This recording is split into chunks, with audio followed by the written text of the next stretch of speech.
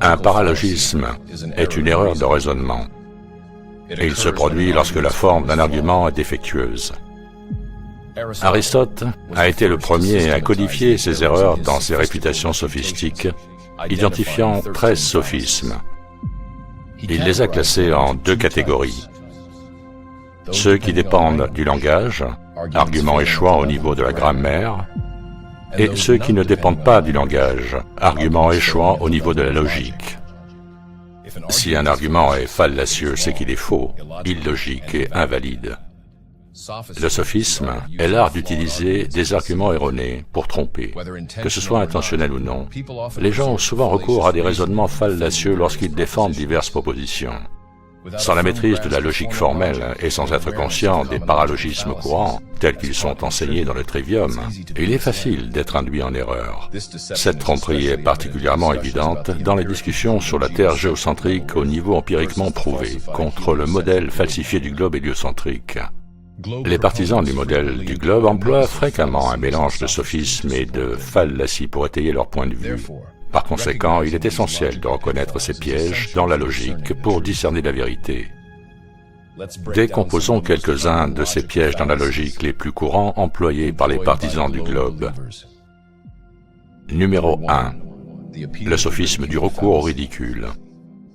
Celui-ci se produit lorsqu'un argument est rejeté par la moquerie ou le ridicule, plutôt qu'en abordant son bien fondé ou en fournissant une réfutation raisonnée. Lors de discussions sur la forme de la Terre, un globiste pourrait dire « La Terre ne peut pas être à niveau, car si elle l'était, les chats auraient déjà tout poussé vers les bords. » Cet appel au ridicule fait que l'argument en faveur d'une Terre plane semble absurde, sans même s'engager dans la preuve ou le raisonnement qui le sous-tend. En transformant l'argument en plaisanterie, le globiste évite d'aborder les données scientifiques et les points logiques présentés comme preuve de l'existence d'une Terre plane. Numéro 2. Le sophisme de l'homme de paille. Celui-ci se produit lorsqu'une personne déforme ou simplifie à l'extrême l'argument d'une autre personne pour l'attaquer plus facilement. Au lieu de s'attaquer à la position réelle, il s'en prend à une version plus faible de celle-ci, connue sous le nom de « homme de paille ».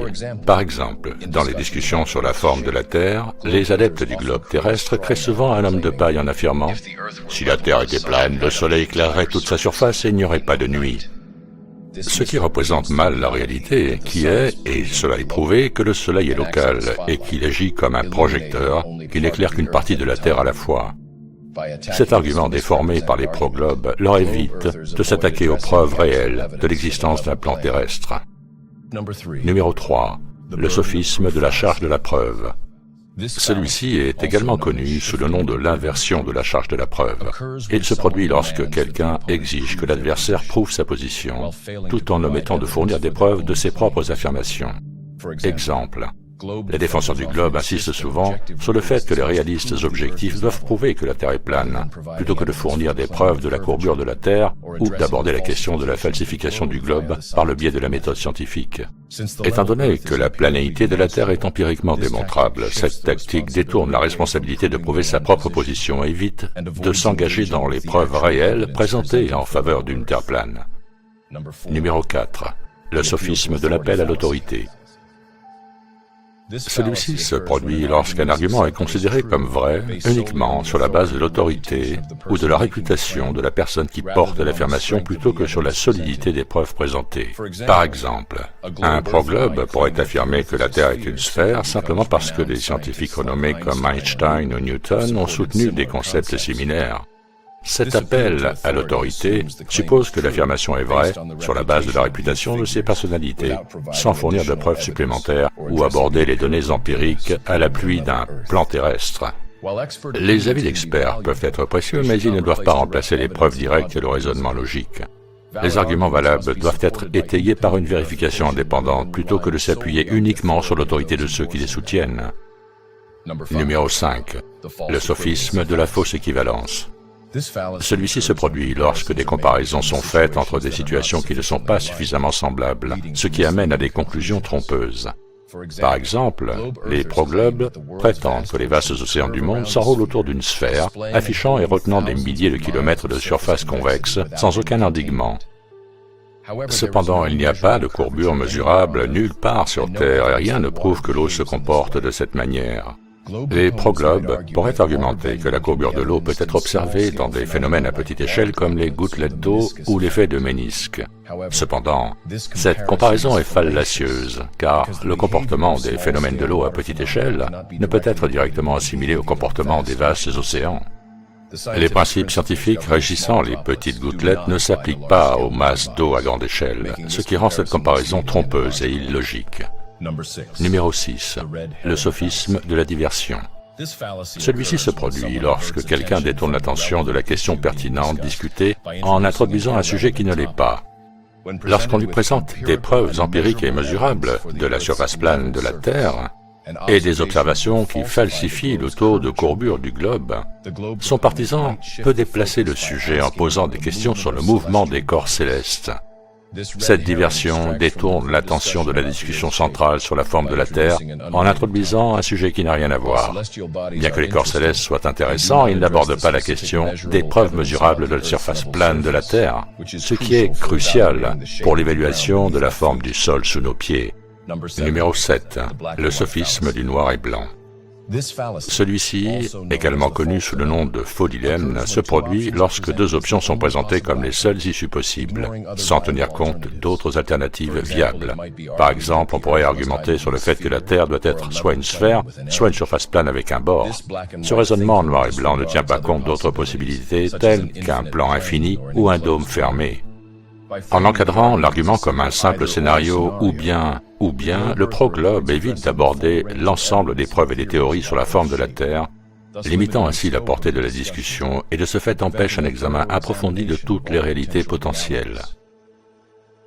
Numéro 8. Le sophisme de l'attaque personnelle. Celui-ci se produit lorsque quelqu'un sape un argument en attaquant le caractère ou les traits personnels de l'adversaire, plutôt que de s'attaquer à l'argument lui-même. Par exemple, dans les discussions sur la forme de la Terre, un globiste peut rejeter les preuves de la réalité d'un plan horizontal en s'attaquant à la crédibilité ou au caractère de la personne, par exemple en disant « Vous ne parlez d'une Terre plate que parce que vous manquez d'éducation ou que vous êtes têtu ».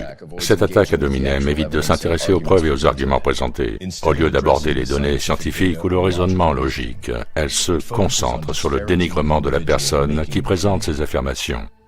Une discussion efficace devrait se concentrer sur l'évaluation des arguments, sur la base de preuves et de raisons, plutôt que sur des attaques personnelles. Numéro 9. Le sophisme de la preuve incomplète. Celui-ci, également connu sous le nom de sélection, se produit lorsque seuls certains éléments de preuve qui soutiennent une conclusion particulière sont mis en évidence, tout en ignorant d'autres preuves qui la contredisent. Par exemple, les proglobes peuvent présenter des vidéos prises en haute altitude montrant un horizon incurvé, comme preuve indéniable de l'existence d'une Terre sphérique. Cependant, ces vidéos sont souvent filmées en utilisant des objectifs fisheye ou sont des images complètes de synthèse. Avec des objectifs standards sans manipulation, les images en haute altitude montre systématiquement un horizon parfaitement plat, sur 360 degrés, sans aucune courbure. En sélectionnant des exemples spécifiques qui semblent soutenir leur position et en ignorant les preuves contradictoires, les proglobes pratiquent le sophisme de la preuve incomplète, détournant ainsi la discussion de sa réalité compréhensible. Numéro 10. Le sophisme de la réification. Celui-ci se produit lorsqu'un concept abstrait est traité comme s'il s'agissait d'une réalité concrète et tangible, sans preuve suffisante pour l'étayer. Exemple, les globistes se réfèrent souvent au globe du modèle héliocentrique, un concept abstrait représenté en image de synthèse, comme un véritable objet tangible. Ils le traitent comme s'il était physiquement prouvé, malgré le fait qu'il n'existe aucune preuve empirique de son existence. Par contraste, la réalité d'une Terre plane est étayée par des centaines de preuves empiriques et des observations qui adhèrent à la méthode scientifique. En réifiant le concept du globe terrestre, ses partisans ignorent le manque de preuves concrètes et évitent de s'engager dans des preuves empiriques substantielles qui démontrent que notre Terre plane et stationnaire.